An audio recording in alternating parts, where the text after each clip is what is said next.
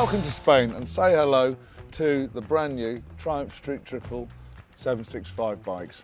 Triumph have come out with a massively updated version of their Street Triple, and there's two levels of spec. There's the R and there's the RS. The R comes in at £9,595 and the RS is coming in at £11,295, which straight away makes them properly competitive in the class.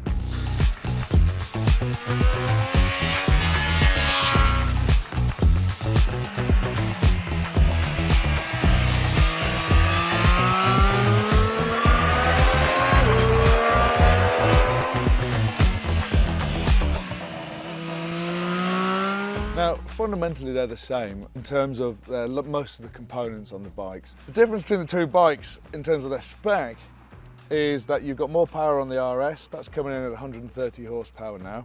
You've got an Öhlins rear shock, Brembo Stylema brake calipers, and a few other little trinkets here and there. And with the R, you get still the Brembo M4.32 calipers, Showa big piston forks, and a fully adjustable shock at the back. So it's not short on spec, this bike. Both bikes have been massively reworked in the engine department. They have the same engine block, but a different fuel and ignition mapping setup, which is what gives them their power difference. The engine changes are, I mean, basically what they've done is they've got new cams, they've got new pistons, new combustion chambers, all the things you would expect really to get more and fuel in and out the other side. They've also done the gearbox ratios, so you've got a taller first gear and shorter second to sixth, and the final drive is also shorter.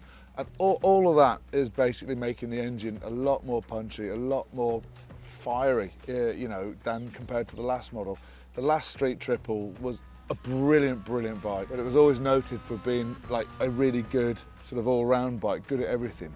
One of those bikes, really special for being able to do that. These things now are a lot more focused, it has to be said, and it's not just the engine.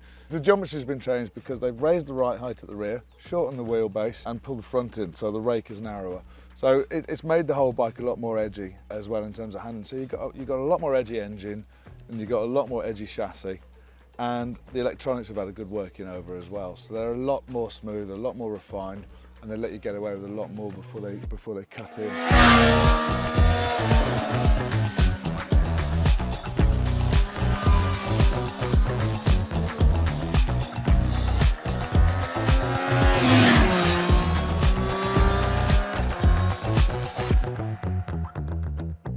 We've ridden this one on track and this one on road, and they do exactly what you'd expect them to do. The short answer really is, what do they like?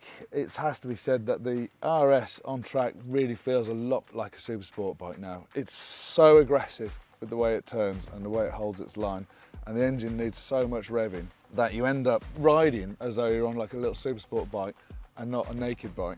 You can really rail it into the corners and it just keeps turning, and even on the higher speed corners it'll just keep going and going and going. Throwing gears at it and off she goes. The slightly less powerful engine, there's no difference on the road really. I actually preferred this one on the road. We rode both on the road. There was just something a bit smoother, a little bit more grunty, it was a little bit less revvy, and it made it just that little bit more enjoyable. So what you got here is you've got a situation where Triumph have actually just delivered exactly what they've said. They've got a road-focused version of the Street Triple and a track-focused version of the Street Triple, and they do exactly what you would expect them to do in their environments.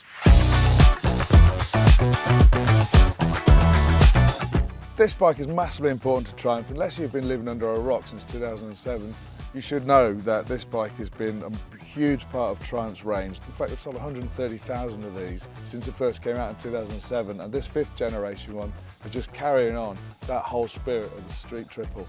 It's going to be out in dealers as you'll watch this video, and the full write-up and review will be online any day now.